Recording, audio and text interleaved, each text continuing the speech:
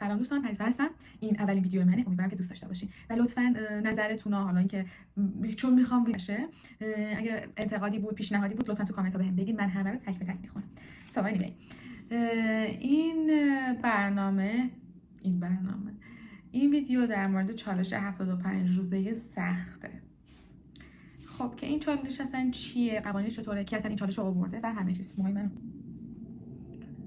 خب بچه‌ها، این چالش توسط یک فرد آمریکایی به اسم اندی بود، فکر کنم اسمش. آره، اندی اومده و پایه‌گذاری شده.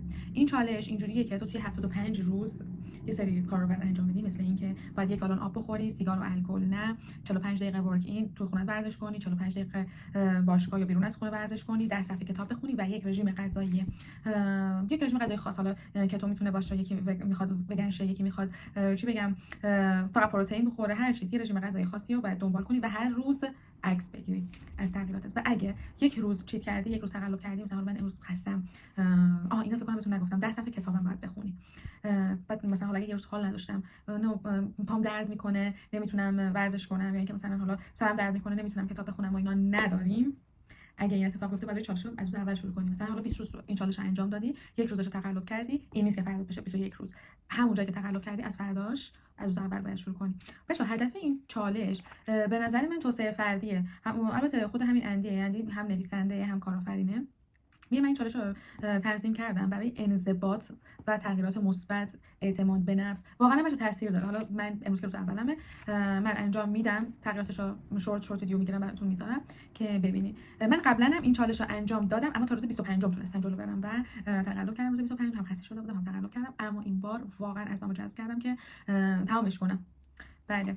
و اینکه این چالش رو شما میتونید شخصی سازی کنید. مثلا اوکی، گفته 1 گالن آب بخور، سیگار نکش، عکس بگیر، 10 صفحه کتاب فلان. یکی میاد این قوانینش که مثلا الکل و سیگار ممنوع که باید باشه. خب اما مثلا من این چالش رو چون دیدم که اوکی، من که بالا سیگار نمیکشم، الکلم چی بشه، خودم لوبت چی بشه 6 ماهی یک کوکتل مثلا من بگیرم اینجوری.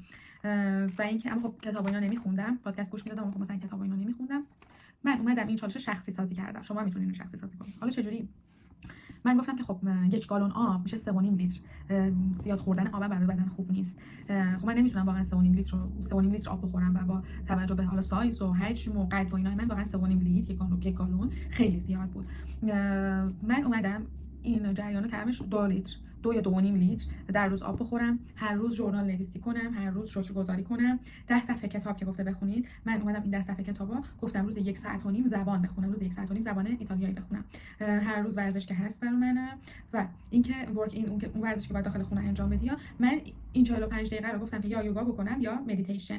و اینکه رژیم غذایی هم که دنبال میکنم رژیم غذایی باشه که کربش پایین باشه و پروتئینش خیلی بالا باشه. خیلی بالا یعنی به نسبت، اما خب مثلا کربوهیدراتش پایین باشه. شکر به هیچ عنوان، یعنی شکر رو قدغن کردم، اما خب یه راهی هست که اگه دلم یا دلتون شکر خواست چیکار کنید؟ بچه‌ها میوه بخورید. اون قندی که بدنتون نیاز داره رو میوه بهتون میده. و حالا مثلا خب خیلی سخته دیگه 75 روز من شکر نخورم، شکلات نخورم، چیکار کنم؟ بچه‌ها خونه‌تون رو پاکسازی کنید قبل از اینکه این رژیم رو شروع کنید. اگه شکلات دارید، پاستیل دارید، کاکائو دارید، یه جای دور از دسترس، نمیگم حالا بندازید بره، اما دور از دسترس قرار بدید به کسی.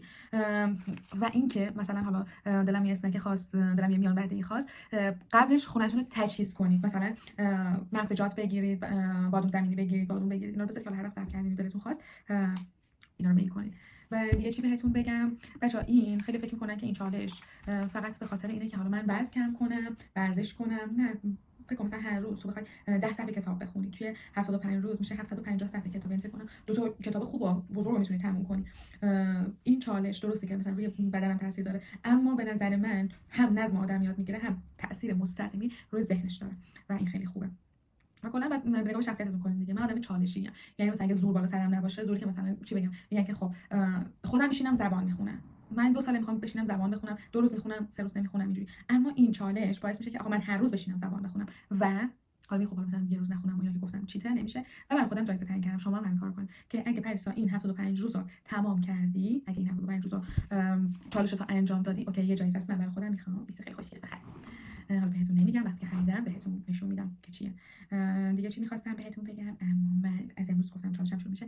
دیشب من 2 تا بستنی خوردم، یعنی خودمو خفه کردم، گفتم دیگه توی 75 روز دلم نمیخواد. خب خیلی میگن حالا این 75 روز که تموم شد ما برمیگردیم به روال عادی زندگیمون، یعنی مثلا هر تایمی که دلمون خواست مثلا از خواب چون یه چیز دیگه هم بهتون بگم بچا، این برنامه سنگینیه. خب این 75 روز سخت واقعا برنامه سنگینیه و شما نمیتونی بخوابی تا لنگ ظهر، مثلا ساعت 12 بخوابی بعد بلند 45 دقیقه تو خونه ورزش کنی، 45 دقیقه واقعا تایمت میره. یه برنامه خاصی باید داشته باشی. آقا من صبح این ساعت بیدار میشم، ورزش خونمو میکنم، نمیدونم غذامو درست میکنم، بیرون ورزش میکنم، اینجوری.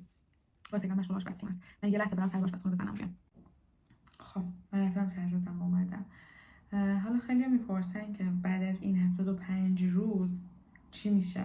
مثلا دوباره برمیگردیم به روال عادی زندگیمون دیگه. اون آپ تو یو، به خودتون بستگی داره واقعا. اما خب توی این 75 روز خیلی چیزا عوض شده. آگاهیتون بالاتر رفته نسبت به کتابایی که خوندین، بدنتون سالمتر شده، ذهنتون فری تر شده. دیگه اون بستگی به خودتون داره. اما خب من که خودم باشم مثلا حالا ببینم اوکی بدنم خیلی فیت شده، واقعا حیفم میاد که برم دوباره سمت شکلات و شیرینی و دایت نداشته باشم و ورزش نکنم. بعد ورزش و دایت یه جوریه که شما اگه ورزش کنی اعتیاد داره، بعد از یه مدت واقعا نمیتونی بذاریش کنار. و چقدر خوب 75 روز اینو هر روز انجام دادی، ورزش تو هر روز انجام دادی، بعد از 75 روز واقعا نمیتونی بذاری کنار دیگه. اون بستگی به خودتون داره. اما خب این یه چالشه. خیلی هم خوشحال میشم شما با من همراه بشین. لطفاً توی کامنت ها برام بنویسین اگه دوست داشتین، دوست نداشتین، نظرتون، اینکه تا حالا این چالش رو انجام دادین، انجام ندادین، هر چی نظر و ایده دارین لطفاً بهم بگین. خیلی خوشحال شدم که تا اینجا با من همراه بودین، به حرفام گوش دادین. امیدوارم که ویدیوهای بعدی خیلی بهتر و بهتر بشه. همونجوری که گفتم این اولین ویدیوی من بود که به صورت لانگ ویدیو میگرفتم. خیلی دوستتون دارم. بریم چالش رو انجام بدیم.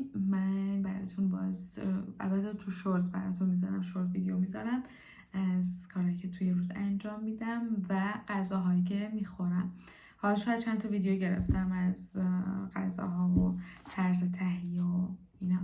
خیلی دوستتون دارم. مراقب خودتون باشین. خدا نگهدارتون. بای. خیلی دوستتون دارم. مراقب خودتون باشین تا ویدیوی بعدی. بای.